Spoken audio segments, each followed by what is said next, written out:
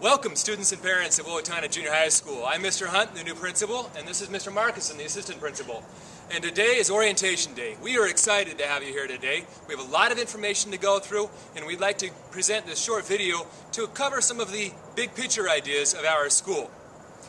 This right here is the front of our school. This is where it all happens. The buses will show up right in front of us here, and as school begins, you'll congregate right in this area. Mr. Marcuson's going to tell us a little more about that. This is the area. This is the major hub. You know, as you know, if you are 8th graders, you were here last year.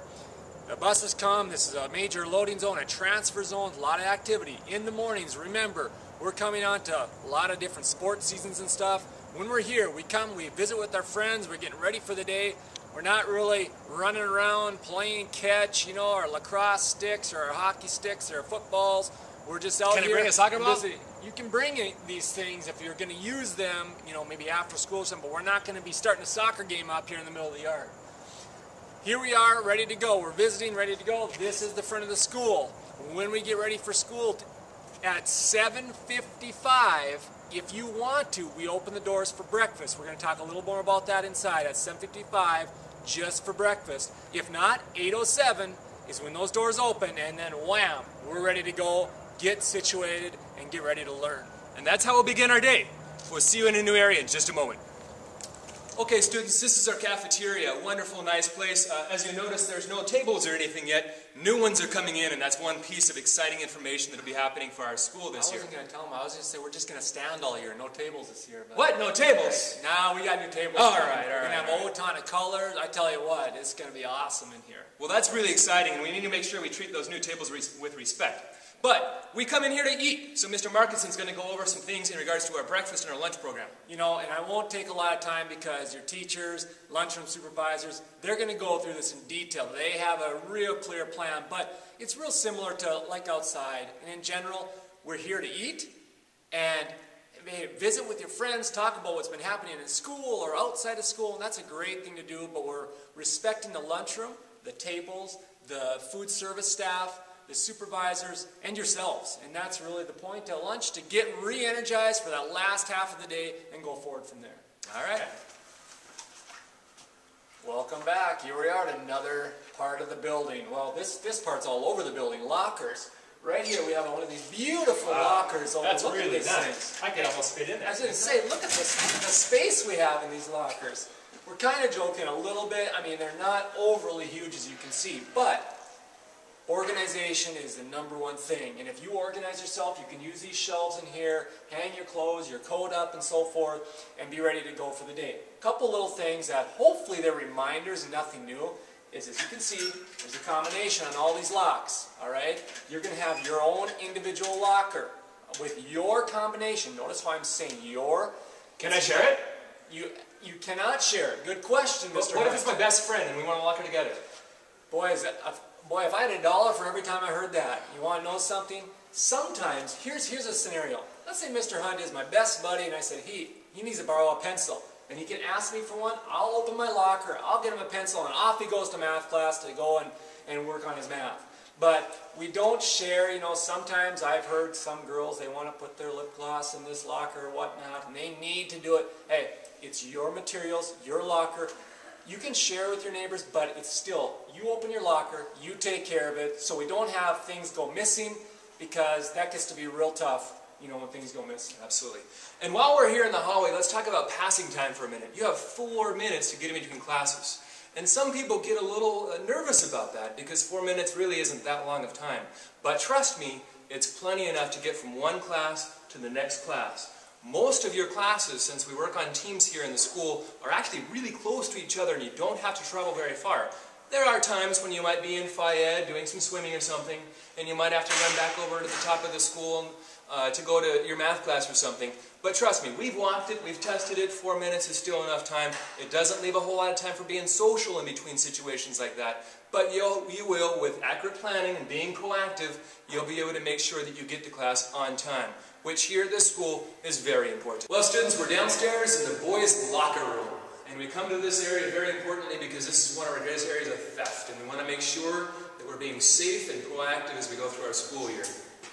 Now, a couple other things that we just want to make sure we're clear about here in the locker locker rooms are taking care of our equipment or our towels or our clothes or shoes is, you know, we hung a towel here for a reason. I think that's a towel. It might be.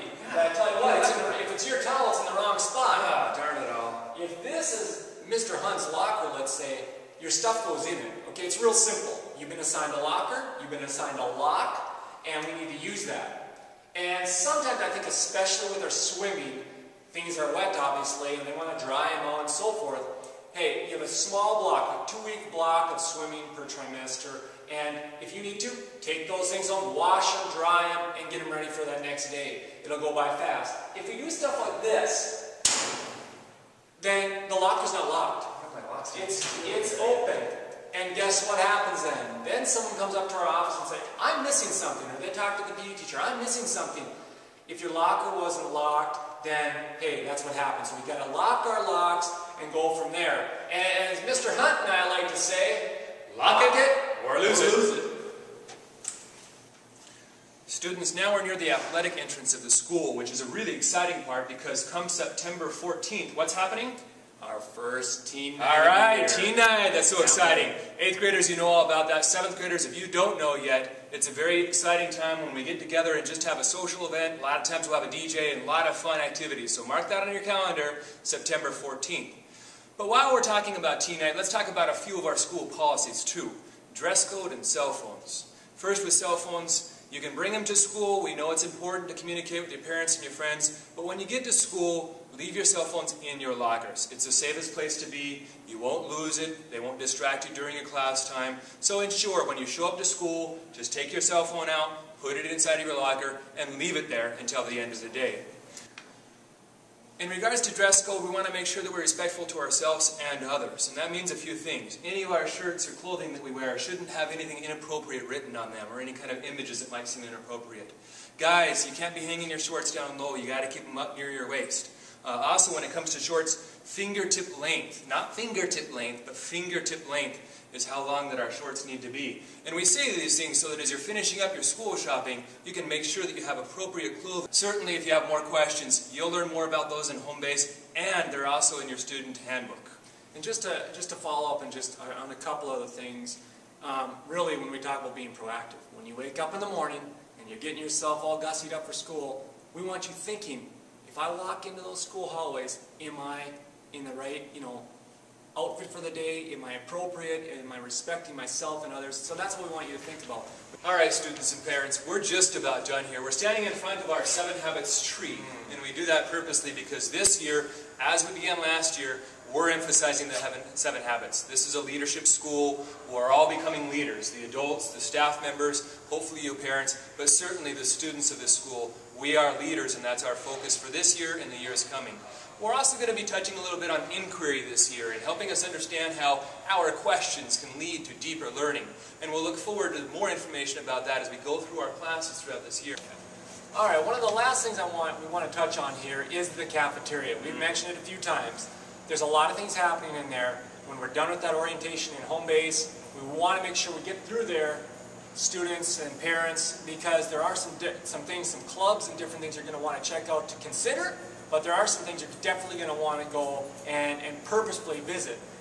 Bus passes. You need to go down there and get your bus pass for the year. Bus pass. Student IDs. I don't know if there's anything more important for this reason. We just finished talking about teen night. Teen night. That's how you get into teen night. Student IDs. If you do not have it, sorry, you're not going to be coming in. Even if we recognize you, you've got to have that student ID. Along with that, you can go for $40 and get your activity card or sticker they'll put on your student ID. If you want $40, you can get that on your student ID. Along with that, there's a yearbook, there's a lunch account. If you want to go down there and get some money in that lunch account for your son or daughter, that would be great. So we're set up to go for the start of the year. And then lastly, just want to mention Parent Portal. Our Infinite Campus is our student management system, and we have a lot of parents already on Parent Portal, but it's an electronic way to really kind of keep track of what's happening in school. Grades, assignments, and attend all sorts of things. So that Parent Portal, go there, get a login, get set up, ready to go, and then we'll have students and parents ready to roll for that school year. Absolutely. And 7th graders especially, you don't want to miss going down there because there's an immunization check, and that's important. If you don't get that, you might not be able to come to school. So, students and parents, we thank you for your time. We hope you have a wonderful day today and you get all of your questions answered, along with getting a whole lot of information about how we're going to kick off to a great year.